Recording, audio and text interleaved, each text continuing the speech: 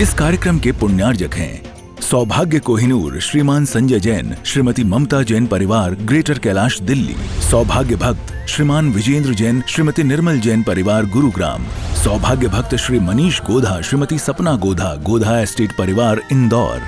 सौभाग्य भक्त श्रीमती कुंती देवी जैन, श्री राजीव जैन, श्रीमती मीनाक्षी जैन, कावेरी जैन, उदय Jain, civil lines परिवार, दिल्ली। सौभाग्य भक्त Shri Amit Jain, CA, Shrimati Anshul Jain, Anshika Jain, Anuttar Jain, green park परिवार, दिल्ली।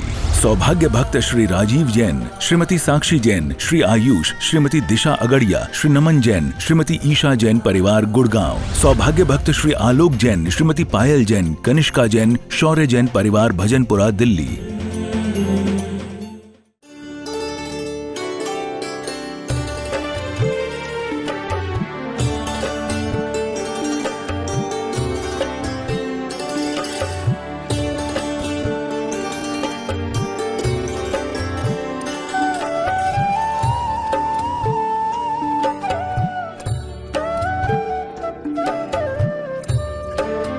ह्रीं श्रीं क्लीं ऐं अरं वं वं मं मम हं अहं सं सं तं तं हं फं जं जं छीं छीं द्रां द्रां नीं नीं द्रावे द्रावे। ओम नमो रति भगवते शिव जलाभिषेकं करोमि स्वाहा।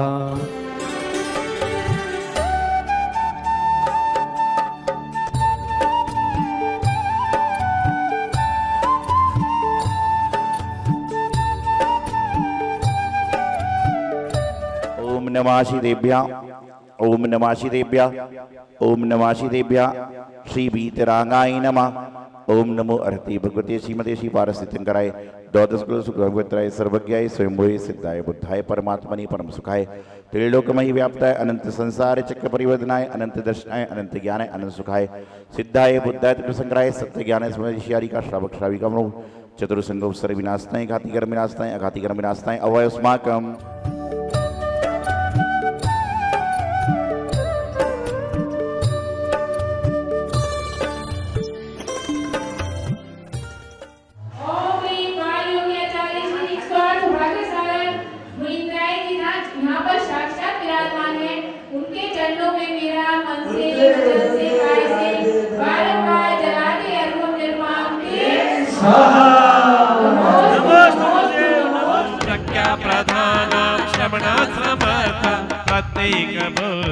दस सर्वपूर्वे स्वस्ति क्रिया जंगानलं श्रेणी फलं तंतु प्रसून बीजान कुर्चारणावा नमो गणस्वरूपिणे हरिणश्च स्वस्ति क्रिया परमशियो नमो निदर्था कुशलमहिनी लघिनी सक्ता कृतिनो गरीनी।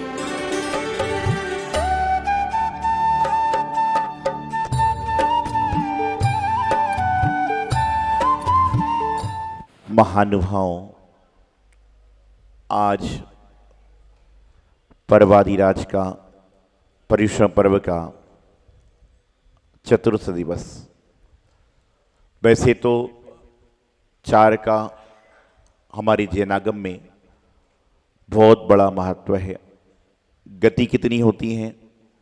4। अनयोग कितने होते हैं?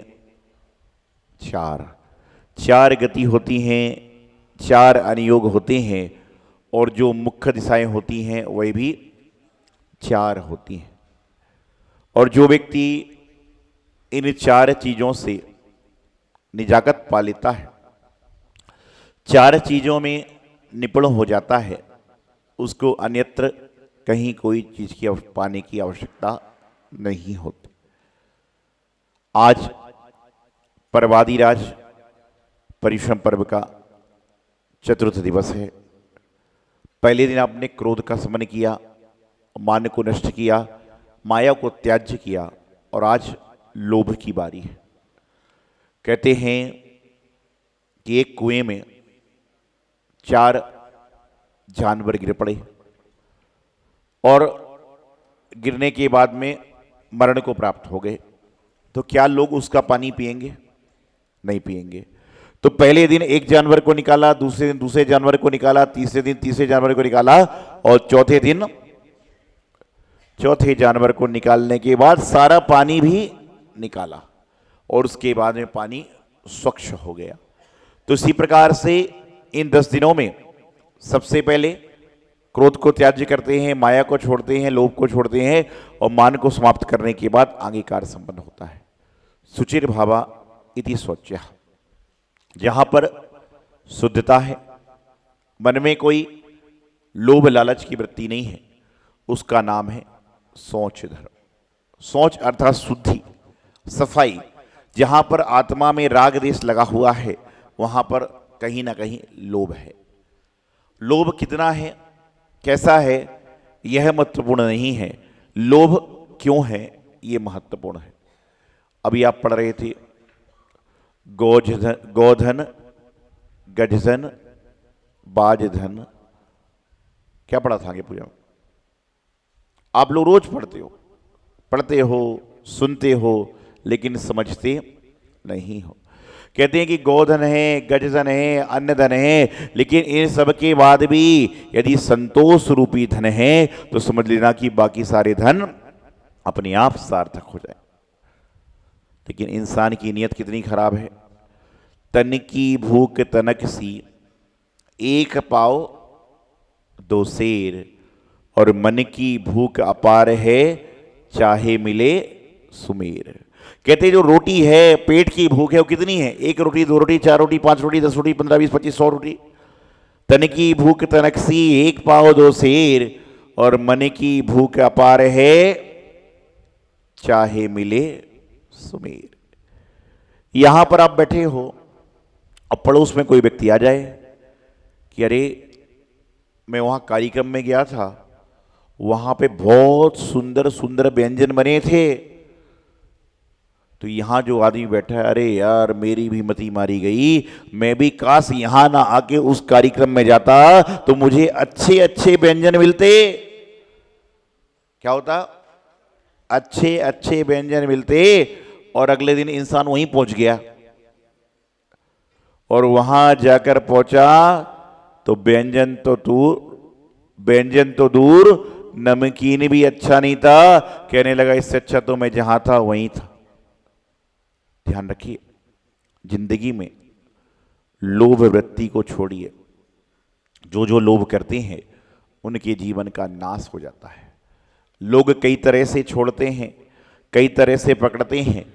मैं देखता हूं, पेपरों में पढ़ते हैं, सुनते हैं, नेटों पर आ रहा है, आपके फोनों में आ रहा है कि एक आदमी मर गया और उसकी करोड़ों की संपत्ति कहां गई? सरकार ने कब्जा कर लिया। क्यों? क्योंकि कहते हैं कोई देकर जाता है, कोई देकर जाता है, कोई लेकर जाता है। कोई देकर जाता है, कोई लेकर जाता है। ले कैसे जाओगे? अब कहते हैं कि कोई देकर जाता है, अर्थात जो अपने पुत्र पुत्री को देता है वह देना कहलाता है, और जो मंदिर में देव शास्त्र गुरु की में सेवा में देकर जाता है वह अपने साथ में लेकर जाता है। कि एक देकर जाता है और एक लेकर जाता है। और कुछ ऐसे होते हैं जो ना देकर जाते हैं ना लेकर जाते हैं, बल्कि जोड़ जोड़ कर मर जाते हैं। क्या होता है? एक ऐसा होता है जो देकर जाता है, एक लेकर जाता है, और कुछ लोग जोड़ जोड़ कर मर जाते हैं। और उसके बाद में कोबरा क्या होता है? कई बार गड़े धन जब खुलते हैं तो सांप निकलते हैं। तो ये वही व्यक्ति तो हैं कि पहले भी रखवाली करते रहे और अब भी जानवर बन के उस धन की रखवाली कर रहे हैं। महानुभाव, ये जो धन है, संपत्ति है, जरूरी नहीं कि धन का ही लोभ इंसान को है। लोभ बहुत तरह का होता है और लोभ ऐसे ऐसे हो रहे हैं कि जोड़ जोड़ के घर में भोजन चल रहा है, ऑफिस से फोन आ गया, घर का स्वादिष्ट भोजन भी एक तरफ और फोन को पकड़ा और चल पड़े। अरे कमाते काहे के लिए हो? खाने के लिए। और खाते समय भी ढंग से नहीं खा पा रहे तो कमाना क्या फायदेमंद है? तो इसलिए तो कहते हैं कि पहले इंसान कमाता है और फिर गवाता है। कैसे? पहले इंसान जवानी में कमाता है, जोड़ जोड़ कर कमाता है, और बुढ़ापे में बीमार होता है तो कमाया हुआ सारा कमाता है। सुखी व्यक्ति वह नहीं है जिसको नींद आने के लिए नींद की गोली ना पड़े, बल्कि सुखी व्यक्ति वह है जिसने तकिया पे सिर रखा और उसको अपने आप नींद आ जाए। एक व्यक्ति प्रातःकाल घूमने निकला हुआ है, क्यों? क्योंकि खाना पच जाए, और एक व्यक्ति प्रातःकाल घूम रहा है कि कुछ खाने को मिल जाए। विचार करना, एक व्यक्ति मॉर्निंग वॉक पर चल रहा है कि कम से कम मैं तंदुरुस्त रहूं, और एक व्यक्ति प्रातःकाल घूम रहा है कि मुझे कुछ खाने को मिल जाए तो मैं भी तंदुरुस्त रहूं। लोभ वृत्ति बड़ी खतरनाक है, और लोभ तरह तरह के होते हैं। धन का लोभ, वस्त्रों का लोभ, व्यापार का लोभ, रिश्तेदारों का लोभ, मित्र मंडली का लोभ। और ये लोभ ऐसा होता है कि मक्खी को देखा आपने? मक्खी जब गुड़ रहता है तो गुड़ के पास जाती है, गुड़ के ढेले पर बैठ जाती है, और क्या होता है? धीरे धीरे करके वहीं मर जाती है। क्यों? कि जब अति लोभ करोगे तो यही होगा। तो मैं बता रहा था, कई लोग क्या करते हैं, धन कमाते हैं लेकिन उसका उपभोग नहीं करते। उसका उपयोग कौन करता है? सरकार। कैसे करती है? जब देके नहीं जाओगे तो सरकारी कब्जा अपने आप हो जाएगा। एक बार एक व्यक्ति बुजुर्ग सा था, उसके बच्चे अमेरिका में, न्यूयॉर्क में, जापान में अच्छे बड़े बड़े व्यापार कर रहे थे। पैसे की कोई कमी नहीं, 5 मंजिला मकान था। अब बच्चों ने सोचा कि माँ चली गई, अब पिताजी को कैसे रखें। एक बात बताऊं, जिनके बच्चे विदेश में रहते हैं और जब विदेश में वो 4-6 महीने को आपको बुलाते हैं ना, कब बुलाते हैं पता आपको? जिनके बच्चे विदेश में रहते हैं और 4-6 महीने को आपको विदेश में बुलाते हैं, कब बुलाते हैं? जब आपका पोता पोती दोता दोनी होने वाला होता है तो तुम बड़े खुश होते हो कि मेरे बच्चे ने मुझे विदेश में बुलाया। और तुमको विदेश में रहने नहीं बुला रहा है, बल्कि उनको एक काम वाली बाई की जरूरत है जो विदेश में बहुत महंगी होती है। तो सोचता है घर की काम वाली बाई है जो मुझे भी खिलाएगी और संतान को भी रखेगी, और तुम खुश हो रहे हो। और जैसे ही बच्चा होता है 2 महीने बाद वापिस डिस्पैच कि आपका ग्रीन कार्ड क्या खत्म हो गया। तो मैं आपको बताना चाह रहा हूं क्या हुआ। सारे विदेश में थे, अब बोले मां चली गई, पिताजी बुजुर्ग है, किसी ना किसी को रखा जाए। तो उन्होंने गांव से एक मालिश वाले को बुलाया। क्या किया? गांव से एक मालिश वाले को बुलाया। तो पूछा इसको कहां रखा जाए। तो सर्वेंट क्वार्टर कहां पे होते हैं घरों में? या तो नीचे बेसमेंट में या तो ऊपर छत पे। तो छत पे उसको एक कमरा दे दिया, वो सेवा करता, सारा काम करता। लेकिन वह बुजुर्ग आदमी इतना कंजूस था कि उसको खाने को रोटी भी देता तो बिना घी की देता। और वह जो बुजुर्ग था वह इतना कंजूस था कि उसके कंजूसी के बड़े किस्से थे। उसको कहते कि एक बार वह इतना कंजूस था कि एक बार वह रास्ते में चल रहा था और गड्ढे में गिर गया। एक बार वह रास्ते में चल रहा था और गड्ढे में गिर गया। तो लोगों ने क्या किया? अब आपको किसी को गड्ढे से निकालना है तो क्या बोलोगे? हाथ दो, ऊपर आ जाओ। क्या बोलोगे? हाथ दो और ऊपर आ जाओ। वह आने को तैयार नहीं, ऐसे हाथ बांध लिए और गड्ढे में गिरते जा रहा है। बोले हाथ दो, ऊपर आ जाओ, और घुसते जा रहा है लेकिन हाथ खोल ही नहीं रहा है। इतने में उसकी पत्नी आई, बोले ये मर जाएगा लेकिन हाथ नहीं देगा। तो लोग बोले बचाना तो पड़ेगा। तो बोले भैया इसने कभी दिया नहीं है, मात्र लिया है, तो इसको कहो कि हाथ लो और ऊपर आ जाओ। क्या करो? हाथ लो और ऊपर आ जाओ। जैसे ही लोगों ने कहा कि हाथ लो और ऊपर आ जाओ, उसे तुरंत हाथ दिया और ऊपर आ गया। ऐसा कंजूस था कि हाथ दे नहीं सकता, हाथ दे सकता है। तो जब वो देता नौकर को खाने के लिए तो सूखी रोटी बिना घी की, अस्थि में कब्र में पैर अटक रहे हैं। अब क्या करें? एक दिन वह मरण को जाने वाला था, 10-5 मिनट शेष थे। उसने वकील को बुलवाया। वकील आया और वकील ने पूछा कि भाई तुम्हारी संपत्ति बच्चों को देना है? बोले नहीं। बोले रिश्तेदार को देना है, बोले नहीं। तो बोले तुम्हारी संपत्ति किसको देना है?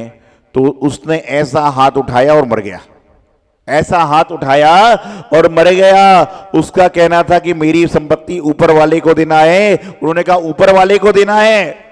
क्या कहा? हाथ उठाया और मर गया, कहा ऊपर वाले को देना है। बोले ऊपर वाले को देना है। तो वकील ने जाके देखा ऊपर कौन रह रहा है, तो ऊपर वह काम वाला मालिश वाला रह रहा था और सारी संपत्ति का अधिकारी वह मालिश वाला बन गया कि ऊपर वाले को देना है। क्या होता है, ज्यादा जोड़ जोड़ के करोगे तो तुम निचोड़े जाओगे। कपड़ा जब ज्यादा भींग जाता है तो क्या होता है, निचोड़ा जाता है, और कम भींगता है तो सीधा सुखा दिया जाता है। तो इसी प्रकार से कहते ना कि धन को और जल को उतना ही संग्रह करो जितना आवश्यकता है, नहीं तो एक समय के बाद धन भी नष्ट हो जाता है और एक समय के बाद जल भी खराब हो जाता है। दोनों को फेरते रहना चाहिए, बदलते रहना चाहिए। मैं यह नहीं कहता कि आप सारी संपत्ति दान में लगा दो, लेकिन मैं ये कहता हूं कि आपके पास यदि संपत्ति है तो उसका कुछ हिस्सा दान में लगाओ। शास्त्रों में तो कहा जाता है कि यदि आप 100 रुपए कमा रहे हो तो कम से कम उसका 6वां हिस्सा आपको अच्छे कार्य में लगाना चाहिए। एक बार बात ये मैंने कह दी कि आप 100 रुपए कमाते हो तो आपको उसका हिस्सा अच्छे कार्य में लगाना चाहिए। एक व्यक्ति ने नियम ले लिया, अगले साल आया, मैंने कहा तुमने क्या क्या किया? बोले महाराज जी मैंने 5-7 लाख रुपए दान कर दिए। लोग बड़े खुश हुए कि चलो कुछ तो किया। मैंने पूछा कैसे कैसे किए? बोले एक बार मैं महावीर जी गया यात्रा लेकर तो मैंने सबको खाना खिला दिया। मैंने कहा ये दान नहीं किया तूने। बोले क्यों? बोले अपने पूरे परिवार को महावीर जी प्लेन से लेकर गया, वहां पर अच्छे भोजनालय में खिलाया, अच्छी होटल में रुकाया। तो मैंने कहा तूने अपने ऊपर खर्च किया है। दान वह कहलाता है जो दूसरों के ऊपर खर्च किया जाता है, दूसरों को दिया जाता है, वह दान होता है, वह लोभ का त्याग होता है। ऐसे भी लोग हैं, समझाया कि 6 बटे दान करो तो उन्होंने क्या किया, जो दान कर रहा था उसी में समझौता करना चालू कर दिया। कोई बात नहीं, आज ऐसा कर रहा है कल वैसा करेगा। तो सुचिर भावा इति सोचा कि अपनी आत्मा को लोभ से मुक्त करना है, और जितना जितना लोभ से मुक्त करोगे उतना उतना आपके जीवन का कल्याण हो जाएगा। कहते हैं ना, लोभ का पाप का बाप कौन है? लोभ है। जो पाप का बाप है वह लोभ कहा गया, और लोभ कसाई इतनी है कि वह हर जीव में है। बिष्टा जो कोई काम की नहीं है उसमें भी कीड़े पड़ जाते हैं। जो आप घर के बाहर खाने का पानी फेंक देते हो उसको पीने के लिए भी लाइन लग जाती है। जो वस्त्र आप छोड़ देते हो उसको लेने के लिए लाइन लग जाती है। यह लोभ ही तो है।